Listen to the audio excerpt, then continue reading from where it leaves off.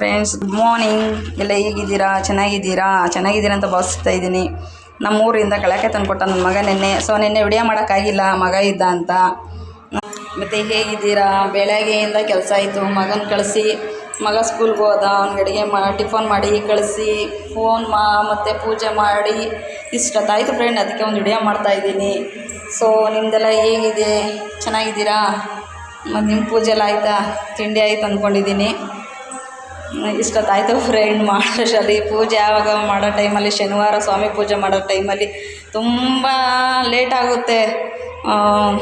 ಕಡಲೆಕಾಯಿ ಹಾರ ಹಾಕಿದ್ದೆ ಇವತ್ತು ನಮ್ಮ ಸ್ವಾಮಿಗೆ. ನಂಗೆ ತುಂಬ ಇಷ್ಟ ಆಯಿತು, ಅದಕ್ಕೆ ಕಡಲೆಕಾಯಿ ಹಾರ ಹಾಕಿದ್ದೀನಿ. ಆ ವಿಡಿಯೋನ ಅಪ್ಲೋಡ್ ಮಾಡಿದ್ದೀನಿ.